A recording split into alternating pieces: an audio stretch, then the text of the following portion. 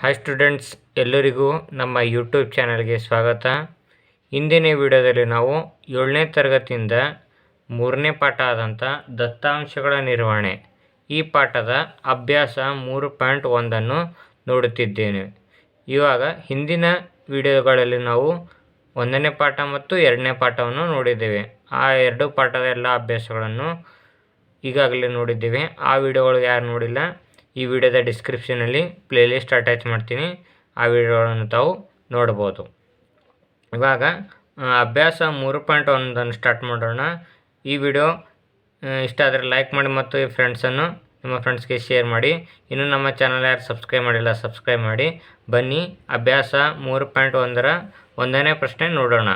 ನಿಮ್ಮ ತರಗತಿಯ ಯಾವುದೇ 10 ವಿದ್ಯಾರ್ಥಿಗಳ ಎತ್ತರಗಳ ವ್ಯಾಪ್ತಿ ಕಂಡುಹಿಡಿಯಿರಿ ಅಂತ ಕ್ವಶನ್ ಕೇಳಿದ್ದಾರೆ. ಅಂದರೆ ಇದು ಪ್ರಾಯೋಗಿಕ ಪ್ರಶ್ನೆಯಾಗಿದೆ. ಅಂದರೆ 10 ವಿದ್ಯಾರ್ಥಿಗಳ ಎತ್ತರಗಳ ಮೇಲೆ ವ್ಯಾಪ್ತಿ ಬರುತ್ತೆ. ಅಂದರೆ ಎಲ್ಲ ಕಡೆ ಒಂದೇ ರೀತಿಯ ಎತ್ತರಗಳು ಹೊಂದಿರೋದಿಲ್ಲ. ಆದ್ದರಿಂದ ಇವಾಗ ನಾನು ಅಂದಾಜು ವಿದ್ಯಾರ್ಥಿಗಳ ಬೆಲೆಗಳನ್ನು ತೆಗೆದುಕೊಂಡು ಎತ್ತರಗಳು 4.2, next 4.5, next 5.5, next 5, 5.1, next 5.2, 5.3, 5.1, next 4.7, next 4.9, next 4.5. ಅಂದರೆ 10 ವಿದ್ಯಾರ್ಥಿಗಳ ಎತ್ತರಗಳನ್ನು ನಾನು ಫೀಟ್ನಲ್ಲಿ ತೆಗೆದುಕೊಂಡಿದ್ದೇನೆ. ಇವಾಗ ವ್ಯಾಪ್ತಿ ಕಂಡುಹಿಡಿ ಅಂದರೆ ಯಾವ ರೀತಿ ಕಂಡುಹಿಡಬೇಕಂದ್ರೆ ಅತಿ ಹೆಚ್ಚು ಯಾವುದಿದೆ ನೋಡಿ. ಅತಿ ಹೆಚ್ಚು ಹೈಟ್ ಯಾವುದಿದೆ? 5.3 ಇದೆ. 5.3 ಮೈನಸ್ ಅತಿ ಕಡಿಮೆ ಎತ್ತರ ಯಾವುದಿದೆ ಇಲ್ಲಿ? 4.2. ಎಲ್ಲಿದೆ 4.2? ಇದು ಫಸ್ಟ್ ಇದೆ 4.2 ಭಾಗಿಲೆ ಒಟ್ಟು 10 ವಿದ್ಯಾರ್ಥಿಗಳು ಇದೆ. ಭಾಗಿಲೆ ಮಾಡಬಾರ್ದು, ಅದು ಸರಾಸರಿ ಕಂಡುಹಿಡಿಯುವಾಗ ಮಾಡಬೇಕು. ಇವಾಗ ಇದಕ್ಕೆ ಮೈನಸ್ ಮಾಡಿ 1.1 ಬರುತ್ತೆ. ವ್ಯಾಪ್ತಿ ಎಷ್ಟು? 1.1 ಬರುತ್ತೆ. ನೆಕ್ಸ್ಟ್ 2ನೇ ಕ್ವಶನ್ ಹಿಂದೆ ಮುಂದೆ ನೀಡುವ ತರಗತಿಯ ಮೌಲ್ಯಮಾಪನದ ಅಂಕಗಳನ್ನು ಕೋಷ್ಟಕ ರಚಿಸಿ ಅಂತ ಕೊಟ್ಟಿದ್ದಾರೆ. ಇವಾಗ ಕೋಷ್ಟಕ ರಚಿಸೋಣ. ಇವೇನಿವೆ? ಅಂಕಗಳಿವೆ. 2ನೇ ಕ್ವಶನು ಅಂಕಗಳು ಇವೆ. ಇವು ಅಂಕಗಳು. ಮತ್ತು ಇವಾಗ ವಿದ್ಯಾರ್ಥಿಗಳ ಸಂಖ್ಯೆ ಅಂತ ಬರೆದಿದ್ದೇವೆ. ನೆಕ್ಸ್ಟ್ ತಾಳೆಪಟ್ಟಿ ಬರೆಯೋಣ. ತಾಳೆಪಟ್ಟಿ. ಇವಾಗ ಅಂಕ 1 ತೆಗೆದುಕೊಂಡ ವಿದ್ಯಾರ್ಥಿಗಳ ಸಂಖ್ಯೆ ಎಷ್ಟು? ಕೇವಲ ಒಬ್ಬ ವಿದ್ಯಾರ್ಥಿ ತೆಗೆದುಕೊಂಡಿದ್ದಾನೆ, ಅಂದರೆ ತಾಳೆಪಟ್ಟಿ 1 ಅಂತ ಬರುತ್ತೆ. ನೆಕ್ಸ್ಟ್ ಅಂಕ 2. ಅಂಕ 2 ಎಷ್ಟು ವಿದ್ಯಾರ್ಥಿಗಳು ತೆಗೆದುಕೊಂಡಿದ್ದಾರೆ? 1, 2 ವಿದ್ಯಾರ್ಥಿಗಳು ತೆಗೆದುಕೊಂಡಿದ್ದಾರೆ. ಅದನ್ನು ತಾಳೆಪಟ್ಟಿ ಯಾವ ರೀತಿ ಬರೀತಾರೆ? 2 ಗೆರೆಗಳನ್ನು ಎಳೆಯಬೇಕು. ನೆಕ್ಸ್ಟ್ ಅಂಕ 3 ಎಷ್ಟು ವಿದ್ಯಾರ್ಥಿಗಳು ಪಡೆದಿದ್ದಾರೆ? 1. ಕೇವಲ ಒಂದು ವಿದ್ಯಾರ್ಥಿ ಮಾತ್ರ ಅಂಕ 3 ಗಳಿಸಿದ್ದಾನೆ. ಇಲ್ಲಿ ಕೂಡ ತಾಳೆಗೆರೆ 1 ಇರಬೇಕು. ನೆಕ್ಸ್ಟ್ ಅಂಕ 4 ಅಂಕ ಎಷ್ಟು ವಿದ್ಯಾರ್ಥಿಗಳು ಪಡೆದಿದ್ದಾರೆ? 1, 2, 3 ವಿದ್ಯಾರ್ಥಿಗಳು ಪಡೆದಿದ್ದಾರೆ. ಆದ್ದರಿಂದ ಗೆರೆಗಳು ಎಷ್ಟು ಎಳೆಯಬೇಕು? 3 ಎಳೆಯಬೇಕು. ನೆಕ್ಸ್ಟ್ ಅಂಕ 5 ಎಷ್ಟು ವಿದ್ಯಾರ್ಥಿ ಪಡೆದಿದ್ದಾರೆ? 1, 2, 3, 4. ಎಷ್ಟು? 4, 5 ಮೇ ಬಿ 1, 2, 3, 4, 5 ವಿದ್ಯಾರ್ಥಿಗಳು ಪಡೆದಿದ್ದಾರೆ. ಎಷ್ಟು? 5 ಅಂಕಗಳು. ಇದು ಯಾವ ರೀತಿ ಬರಬೇಕು? 1, 2, 3, 4 ಆದ ತಕ್ಷಣ ಅಡ್ಡಗೆರೆ ಎಳಿಬೇಕು. 5ನೇದು ಅಡ್ಡಗೆರೆ ಎಳಿಬೇಕು. ನೆಕ್ಸ್ಟ್ 6 ಅಂಕಗಳು ಎಷ್ಟು ವಿದ್ಯಾರ್ಥಿಗಳು ಪಡೆದಿದ್ದಾರೆ ನೋಡೋಣ. 1, 2, 3, 4 ವಿದ್ಯಾರ್ಥಿಗಳು ಪಡೆದಿದ್ದಾರೆ. 1, 2, 3, 4. ನೆಕ್ಸ್ಟ್ 7 ಅಂಕ ಅಷ್ಟು ಮಂದಿ ಪಡೆದಿದ್ದಾರೆ ನೋಡೋಣ. 1 ಲಾಸ್ಟ್ ಇರೋದು 2, ಅಂದರೆ 2 ವಿದ್ಯಾರ್ಥಿಗಳು ಮಾತ್ರ 7 ಅಂಕ ಪಡೆದಿದ್ದಾರೆ. ನೆಕ್ಸ್ಟ್ 8 ಎಷ್ಟು ವಿದ್ಯಾರ್ಥಿಗಳು ಪಡೆದಿದ್ದಾರೆ? 1, ಕೇವಲ 1 ವಿದ್ಯಾರ್ಥಿ ನೆಕ್ಸ್ಟ್ ಲಾಸ್ಟ್ 9 ಎಷ್ಟಿದ್ದಾರೆ? 1 ಮಾತ್ರ ಇದ್ದಾರೆ, 1. ಇವಾಗ ಏನು ಮಾಡಬೇಕು ನಾವು ಅಂದರೆ ಕೂಡಿಸೋಣ. ಈ ವಿದ್ಯಾರ್ಥಿಗಳ ಸಂಖ್ಯೆ ಕೂಡಿಸೋಣ. n = 1 1 2 2 2 4 4 4 8 8 5 13 14 15 16 17 18 19 20. ಒಟ್ಟು n ಅಂದರೆ ವಿದ್ಯಾರ್ಥಿಗಳ ಸಂಖ್ಯೆ ಎಷ್ಟಿದ್ದಾರೆ? 20. ಇವಾಗ ನಮಗೆ ಏನು ಕೇಳಿದ್ದಾರೆ? ಯಾವ ಸಂಖ್ಯೆಯು ಅತ್ಯಂತ ದೊಡ್ಡದಾಗಿದೆ? ಇಲ್ಲಿ ಯಾವುದು ಅತ್ಯಂತ ದೊಡ್ಡ ಸಂಖ್ಯೆ ಆಗಿದೆ? 9 ಎಂಬುದು ಅತ್ಯಂತ ದೊಡ್ಡ ಸಂಖ್ಯೆ ಆಗಿದೆ. 1ನೇ ಆನ್ಸರು 9. ನೆಕ್ಸ್ಟ್ 2ನೇ ಆನ್ಸರ್, ಯಾವ ಸಂಖ್ಯೆಯು ಅತ್ಯಂತ ಚಿಕ್ಕದಾಗಿದೆ? 1. ಅತ್ಯಂತ ಕಡಿಮೆ ಅಂಕ ಯಾವುದಿದೆ? 1 ಅಂಕ ಇದೆ. ನೆಕ್ಸ್ಟ್ ದತ್ತಾಂಶಗಳ ವ್ಯಾಪ್ತಿ ಏನು ಅಂತ ಕ್ವಶನ್ ಕೇಳಿದ್ದಾರೆ.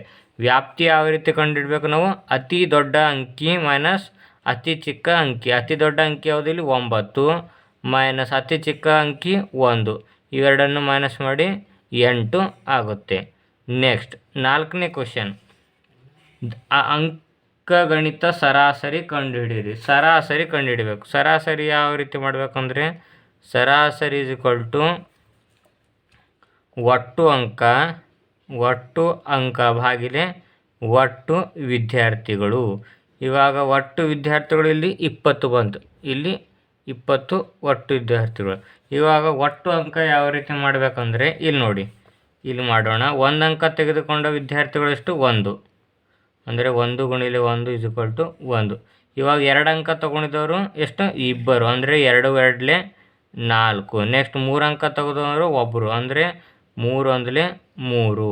ನೆಕ್ಸ್ಟ್ 4 ಅಂಕ ತೊಗೊಂಡಿದ್ದವರು 3 ಇದ್ದಾರೆ, ಅಂದರೆ 4 3 12. ನೆಕ್ಸ್ಟ್ 5 ಅಂಕ ತೊಗೊಂಡಿದ್ದವರು 5, ಅಂದರೆ 5 5 25.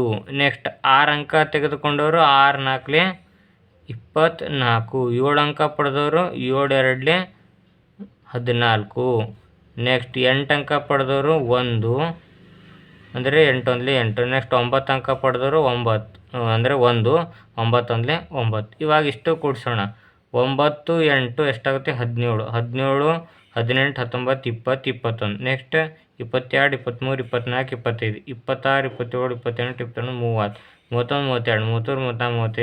34 35 36 37 38 40 40ಕ್ಕೆ 0 ಕೈಲ 4 ಅಂದರೆ 4, ಇದೊಂದು 5 6 7 8 9 10. ಅಂದರೆ ಒಟ್ಟು ಎಷ್ಟು? 100 ಅಂಕಗಳು ಅದು ಎಲ್ಲ ವಿದ್ಯಾರ್ಥಿಗಳದು ಒಟ್ಟು ಅಂಕ 100. ಅಂದರೆ 0 0 ಕ್ಯಾನ್ಸಲು, 2 1 2 5. ಅಂದರೆ ಸರಾಸರಿ ಎಷ್ಟು ಬಂತು? ವಿದ್ಯಾರ್ಥಿಗಳೇ ಸರಾಸರಿ 5 ಬಂತು. ಇವಾಗ ನೆಕ್ಸ್ಟ್ ಮುಂದಿನ ಪ್ರಶ್ನೆ ಏನಿದೆ? 3ನೇದು, ಮೊದಲ 5 ಪೂರ್ಣ ಸಂಖ್ಯೆಗಳ ಸರಾಸರಿ ಕಂಡುಹಿಡಿಯಿರಿ ಅಂತ ಕ್ವಶನ್ ಕಂಡುಹಿಡಿಯಿರಿ ಅಂದರೆ ಇವಾಗ ಪೂರ್ಣ ಸಂಖ್ಯೆಗಳು ಗೊತ್ತಿರಬೇಕು ನಮಗೆ. ಪೂರ್ಣ ಸಂಖ್ಯೆಗಳು ಯಾವುವು? 0 1 2 3 4. ಯಾಕಂದರೆ ಕೇವಲ 5 ಕೇಳಿದ್ದಾರೆ. ಮೊದಲ 5 ಪೂರ್ಣ ಸಂಖ್ಯೆಗಳು ಅಂದರೆ 1 2 3 4 5. ಇವುಗಳ ಸರಾಸರಿ ಅಂದರೆ ಪ್ಲಸ್ ಮಾಡಿ ಭಾಗಿಲೆ ಎಷ್ಟಿವೆ? 5 ಇವೆ. 5 ಸರಾಸರಿ ಸಂಖ್ಯೆ. ಇವಾಗ 4 5 6 7 8 9 10. ಅಂದರೆ 10 ಬಂತು ಮ್ಯಾಗಿನ ಮೊತ್ತ. ಅದರಲ್ಲಿ 5 ಪೂರ್ಣ ಸಂಖ್ಯೆಗಳು, ಅಂದರೆ 5 1 5 2, ಅಂದರೆ ಆನ್ಸರ್ ಎಷ್ಟು ಬರುತ್ತೆ? 2 ಸರಾಸರಿ ಬರುತ್ತೆ. ಇವಾಗ ನೆಕ್ಸ್ಟ್ 4ನೇ ಕ್ವಶನ್ಗೆ ಹೋಗೋಣ. ನೆಕ್ಸ್ಟ್ 4ನೇ ಕ್ವಶನ್ ಏನಿದೆ? ಒಬ್ಬ ಕ್ರಿಕೆಟ್ ಆಟಗಾರನು 8 ಇನ್ನಿಂಗ್ಸ್ನಲ್ಲಿ ಗಳಿಸಿದ ರನ್ಗಳ ಮುಂದಿನಂತಿವೆ ಅಂತ ಕ್ವಶನ್ ಕಳಿಸಿದ್ದಾರೆ. ಇವಾಗ ಒಟ್ಟು 8 ವಿದ್ಯಾರ್ಥಿಗಳಿದ್ದಾರೆ. ಆ 8 ವಿದ್ಯಾರ್ಥಿಗಳ ಅಂಕಗಳು, ರನ್ಗಳು ಕೊಟ್ಟಿದ್ದಾರೆ. 58 + 76 + 40 + 35 + 46 + 45 + 0 + 100 ಭಾಗಿಲೆ ಎಷ್ಟಿದ್ದಾರೆ? ಒಟ್ಟು 8 ಇದ್ದಾರೆ. ಇದು ಸರಾಸರಿಲಿ ಸರಾಸರಿ = ಇವಾಗ ಸರಾಸರಿ ಇವಾಗ ಇಷ್ಟು ಕೂಡಿಸಿ ಎಷ್ಟು ಬರುತ್ತೆ? 400 ಬರುತ್ತೆ. 400 ಭಾಗಿಲೆ 8 ಅಂದರೆ 8 1 8 5 40. ಅಂದರೆ ಎಷ್ಟು ಬರುತ್ತೆ? ಸರಾಸರಿ 50 ಬರುತ್ತೆ. ನೆಕ್ಸ್ಟ್ 5ನೇ ಕ್ವಶನ್ಗೆ ಹೋಗೋಣ. ಮುಂದಿನ ಕೋಷ್ಟಕವು ಪ್ರತಿ ಆಟಗಾರನು 4 ಆಟಗಳಲ್ಲಿ ಗಳಿಸಿದ ಅಂಕಗಳನ್ನು ತೋರಿಸಿದ್ದೇವೆ. ಅಂದರೆ 4 ಆಟಗಾರರಿದ್ದಾರೆ. 4 ಆಟಗಾರರು 4 ಆಟಗಳಿವೆ. ಆಟಗಾರ ಮೂಗರಿದ್ದಾರೆ. ಮೂಗರ ಆಟಗಾರರು 4 ಆಟಗಳಲ್ಲಿ ಆಡಿದ ಅಂಕಗಳು, ಗಳಿಸಿದ ಅಂಕಗಳು ಕೊಟ್ಟಿದ್ದಾರೆ. ಇದರದ್ದು ಏನು ಕಂಡುಹಿಡಬೇಕು? ಕೆಳಗಡೆ ಕ್ವಶನ್ಸ್ಗಳಿವೆ. ಇವಾಗ ಫಸ್ಟು ಏನಿದೆ? 1ನೇ ಕ್ವಶನು, ಪ್ರತಿ ಆಟದಲ್ಲಿ ಎಯ ಸರಾಸರಿ ಅಂಕವನ್ನು ನಿರ್ಧರಿಸಲು ಸರಾಸರಿ ಕಂಡುಹಿಡಿಯಿರಿ. ಅಂದರೆ ಆಟಗಾರ ಎದು ಸರಾಸರಿ ಕಂಡುಹಿಡಿಬೇಕಂತೆ. 1ನೇ ಕ್ವಶನ್, ಸರಾಸರಿ ಈಸ್ ಈಕ್ವಲ್ ಟು ಎ ಅಂಕದ ಸರಾಸರಿ ಅಂಕ. ಅಂದರೆ ಎ ಆಟಗಾರ ಯಾರು? ಇವರು. ಇವೊಂದು ಆಟ ಆಡಿದ 4 ಆಟಗಳು ಯಾವುವು? 14 + 16 + 10 + 10 ಭಾಗಿಲೆ ಒಟ್ಟು ಆಟಗಳು ಎಷ್ಟಿವೆ? 4. ಅಂದರೆ ಭಾಗಿಲೆ 4. ಇಷ್ಟು 4ಅನ್ನು ಕೂಡಿಸಿ ಎಷ್ಟಾಗುತ್ತೆ? 50 ಆಗುತ್ತೆ. 50 ಭಾಗಿಲೆ 4 ಅಂದರೆ ಭಾಗಿಸಿ ಆನ್ಸರ್ ಎಷ್ಟು ಬರುತ್ತೆ? 4 1 4 ಎಷ್ಟು ಉಳಿಯುತ್ತೆ? 1 ಉಳಿಯಿತು. ಅಂದರೆ 10. 4 2 8.2 ಅಂದರೆ ಮತ್ತೆ ಪಾಯಿಂಟ್ ಕೊಟ್ಟು 0 ಅಂದರೆ 20. 4 5 20 ಅಂದರೆ 12.5 ಸರಾಸರಿ ಬಂತು. ಇವಾಗ ನೆಕ್ಸ್ಟ್ 2ನೇ ಕ್ವಶನ್ ಇದೆ. ಪ್ರತಿ ಆಟದ ಸಿಯ ಸರಾಸರಿ ಅಂಕವನ್ನು ಕಂಡುಹಿಡಿಯಲು ನೀವು ಒಟ್ಟು ಅಂಕಗಳನ್ನು 3ರಿಂದ ಅಥವಾ 4ರಿಂದ ಭಾಗಿಸುತ್ತೀರಾ ಅಂತ ಕ್ವಶನ್ ಕೇಳಿದ್ದಾರೆ. ಸಿ ಆಟಗಾರ ಯಾರು? ಇವನು. ಇದರಲ್ಲಿ 8 11 ಇವ ಆಟ ಆಡಿಲ್ಲ. ಸಿ ಆಟಗಾರ 3ನೇ ಆಟ ಆಡಿಲ್ಲ, ಆದರೆ 4ನೇ ಆಟ ಆಡಿದ್ದಾರೆ. ಇವಾಗ ನೀವು ಇಷ್ಟು ಕೂಡಿಸಿ, ಇವು 8 11 13 ಕೂಡಿಸಿ 3ರಿಂದ ಭಾಗಿಸ್ತೀರಾ ಅಥವಾ 4ರಿಂದ ಭಾಗಿಸುತ್ತೀರಾ ಅಂತ ಕ್ವಶನ್ ಕೇಳಿದ್ದಾರೆ ಮತ್ತು ಏಕೆ ಅಂತ ಕೇಳಿದ್ದಾರೆ. ಇವಾಗ ಇದರ ಉತ್ತರ ಏನಾಗುತ್ತೆ? 3ರಿಂದ ಭಾಗಿಸುತ್ತೇವೆ. 3ರಿಂದ ಭಾಗಿಸುತ್ತೇವೆ. ಏಕೆ ಅಂತ ಕೇಳಿದ್ದಾರಲ್ಲ? ಏಕೆಂದರೆ ಒಂದು ಆಟ ಆಡಿಲ್ಲ ಅವನು. ಒಂದು ಆಟ ಆಡಿಲ್ಲ. ಇದು 2ನೇ ಆನ್ಸರ್ ಆಗಿದೆ. ಇವಾಗ 3ನೇ ಆನ್ಸರ್ ನೋಡೋಣ. ಬಿಯು ಎಲ್ಲ 4 ಆಟಗಳನ್ನು ಆಡಿದ್ದಾನೆ. ಸರಾಸರಿ ನೀವು ಹೇಗೆ ಕಂಡುಹಿಡಿಯಿರಿ? ಬಿ ಎಂಬುದು 1ನೇ ಆಟದಲ್ಲಿ 0 ಅಂಕ ಪಡೆದಿದ್ದಾನೆ. 2ನೇ ಆಟ 8, 3ನೇ ಆಟ 6, ನೆಕ್ಸ್ಟ್ 4ನೇ ಆಟ 4 ತಗೋತಾನೆ.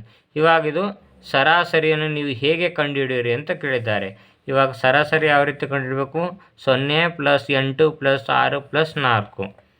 ಸರಾಸರಿ ಈಸ್ ಈಕ್ವಲ್ ಟು 0 + 8 + 6 + 4 ಭಾಗಿಲೆ 4ರಿಂದ ಮಾಡಬೇಕು. ಇಲ್ಲಿ 0 ಇದ್ದರೂ 4ರಿಂದ ಮಾಡಬೇಕು. ಯಾಕಂದರೆ ಅವನು ಆಟ ಆಡಿದ್ದಾನೆ. ಆಟ ಆಡಿದ್ದಾನೆಂದರೆ ಈ ಆಟ ಕನ್ಸಿಡರ್ ಮಾಡ್ಕೋಬೇಕು. ಅಂದರೆ 4 ಆಟ ಆಡಿದ್ದಾನೆ, ಆದ್ದರಿಂದ ಭಾಗಿಲೆ 4.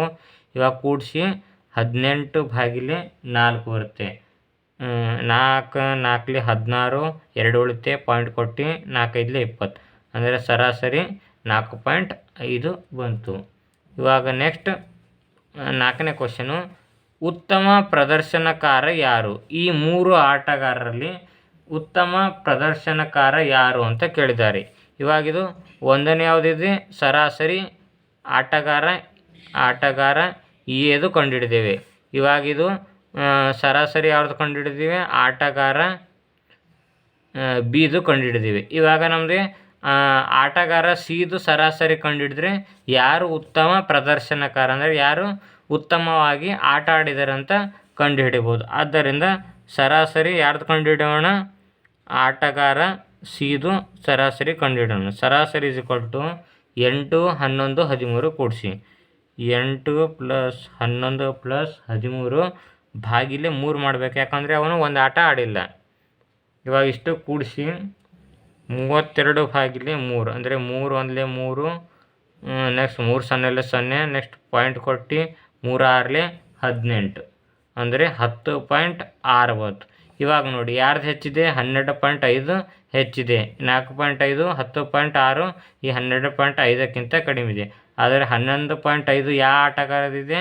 ಆಟಗಾರ ಏದು ಆಗಿದೆ. ಅಂದರೆ ಆನ್ಸರ್ ಅದು ಉತ್ತಮ ಪ್ರದರ್ಶನಕಾರ ಯಾರು? ಪ್ರದರ್ಶನಕಾರ ಯಾರು?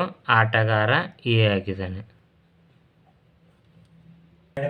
6ನೇ ಕ್ವಶನು, ವಿಜ್ಞಾನ ಪರೀಕ್ಷೆಯಲ್ಲಿ ವಿದ್ಯಾರ್ಥಿಗಳು ಒಂದು ಗುಂಪು ಪಡೆದ ಅಂಕಗಳು 100ಕ್ಕೆ 85, 76, 90, 85, 39, 48, 56, 95, 81 ಮತ್ತು 75 ಆಗಿವೆ. ಇವಾಗ ಕ್ವಶನ್ ಏನು ಕೇಳಿದೆ, ವಿದ್ಯಾರ್ಥಿಗಳು ಗಳಿಸಿದ ಗರಿಷ್ಠ ಮತ್ತು ಕನಿಷ್ಠ ಅಂಕಗಳು. ಇದರಲ್ಲಿ ಗರಿಷ್ಠ ಅಂಕ ಯಾವುದಿದೆ ನೋಡಿ, 95, 95ಕ್ಕಿಂತ ಹೆಚ್ಚಿಗೆ ಯಾವುದಿದಿಲ್ಲ. ಆದ್ದರಿಂದ 1ನೇ ಕ್ವಶನಲ್ಲಿ 6ನೇದಲ್ಲಿ 1ನೇ ಕ್ವಶನು ಗರಿಷ್ಠ ಅಂಕ ಎಷ್ಟು? 95. ನೆಕ್ಸ್ಟು ಕನಿಷ್ಠ ಅಂಕ ಯಾವುದು ಅಂತ ನೋಡೋಣ. ಕನಿಷ್ಠ ಅಂಕ ಎಲ್ಲಿದೆ ನೋಡಿ, 48, 39 ಲಾಸ್ಟ್ 39 ಇದೆ.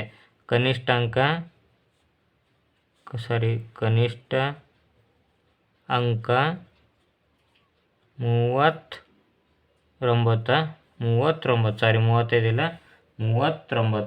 ಆಗಿದೆ. ನೆಕ್ಸ್ಟ್ 2ನೇ ಕ್ವಶನಿಂದ ಗಳಿಸಿದ ಅಂಕಗಳ ವ್ಯಾಪ್ತಿ ಯಾವ ರೀತಿ ಕಂಡುಹಿಡಬೇಕು, ಗರಿಷ್ಠ ಅಂಕ ಮೈನಸ್ ಕನಿಷ್ಠ ಅಂಕ ಮಾಡಬೇಕು. ವ್ಯಾಪ್ತಿ ಗರಿಷ್ಠ ಅಂಕ ಮೈನಸ್ ಕನಿಷ್ಠ ಅಂಕ ಗರಿಷ್ಠ ಅಂಕ ಎಷ್ಟು?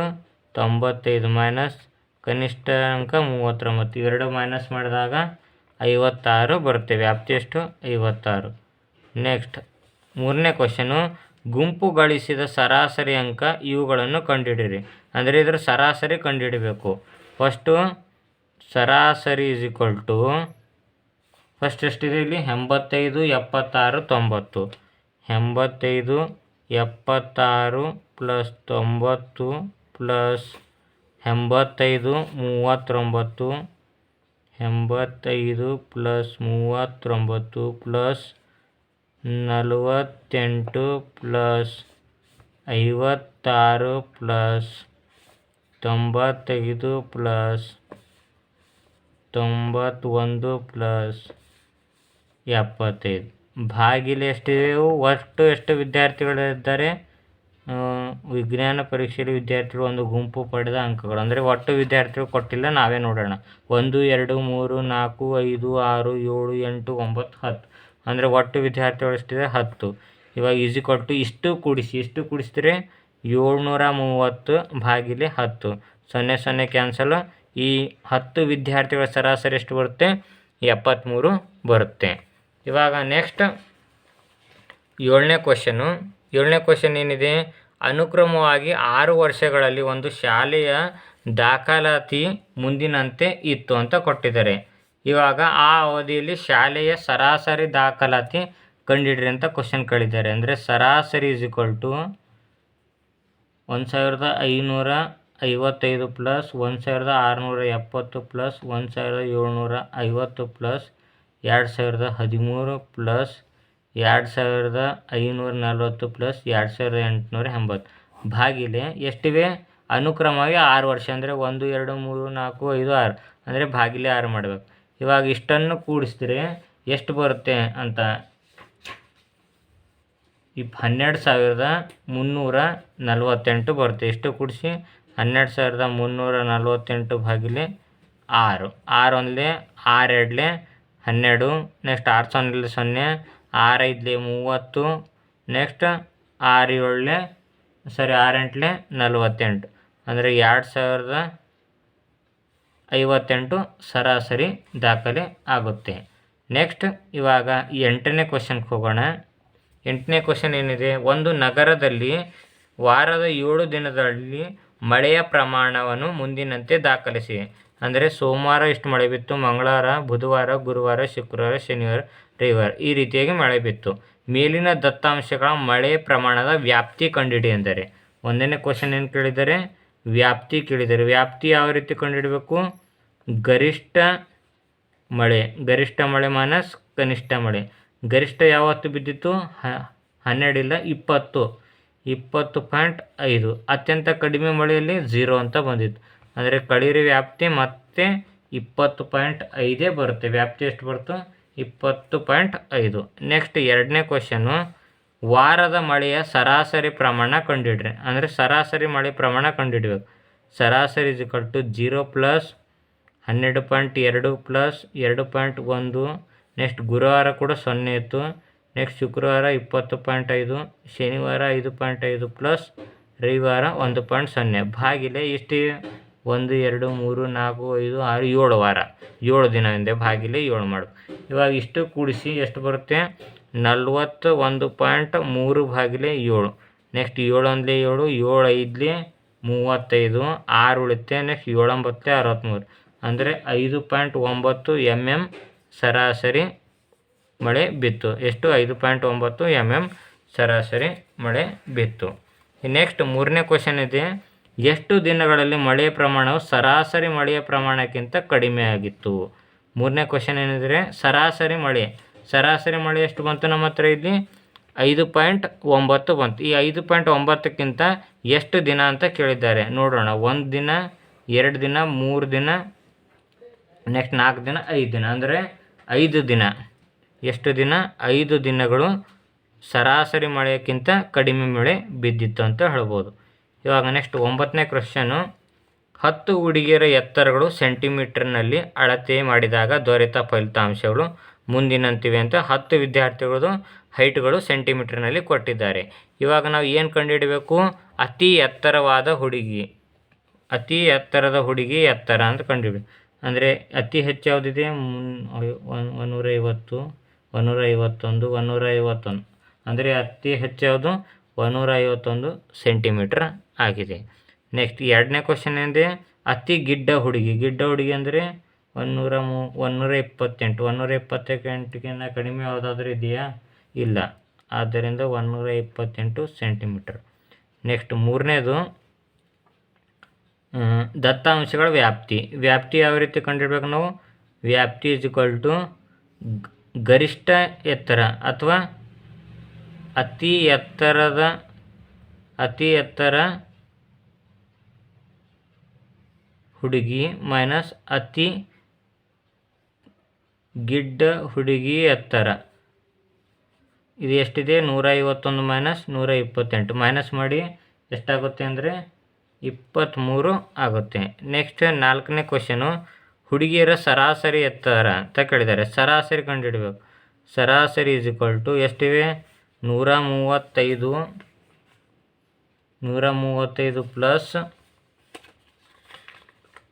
150 plus 139 plus 128 plus 151 plus 132 plus 146 plus 143 plus 141 ಭಾಗಿಲೆ ಎಷ್ಟಿದ್ದಾರೆ? 10 ಹುಡುಗಿಯರಿದ್ದಾರೆ. ಇಷ್ಟು ಕೂಡಿಸಿ 1414 ಭಾಗಿಲೆ 10. ಇವಾಗ ಇದು ಎಷ್ಟು ಬರುತ್ತೆ? 141.4 ಸರಾಸರಿ ಬರುತ್ತೆ ಸೆಂಟಿಮೀಟರ್. ನೆಕ್ಸ್ಟ್ ಲಾಸ್ಟ್ 5ನೇ ಕ್ವಶನ್, ಸರಾಸರಿ ಎತ್ತರಕ್ಕಿಂತ ಎಷ್ಟು ಹುಡುಗಿಯರು ಹೆಚ್ಚಿನ ಎತ್ತರ ಹೊಂದಿದ್ದಾರೆ? ಸರಾಸರಿ ಎಷ್ಟು ಬಂತು? 141.4 ಅಂದರೆ 145ಕ್ಕಿಂತ ಎಷ್ಟು ಹೆಚ್ಚು ಹುಡುಗಿಯರಿದ್ದಾರೆ ಅಂತ ನೋಡೋಣ. 141ಕ್ಕಿಂತ ಹೆಚ್ಚಿಗೆ ಅಂದರೆ ಇದು 1, ನೆಕ್ಸ್ಟ್ ಇದು 2, ಇದು 3, ಇದು 4, ಇದು 5, ಇದೊಂದು 6 ಅಂದರೆ ಎಷ್ಟು?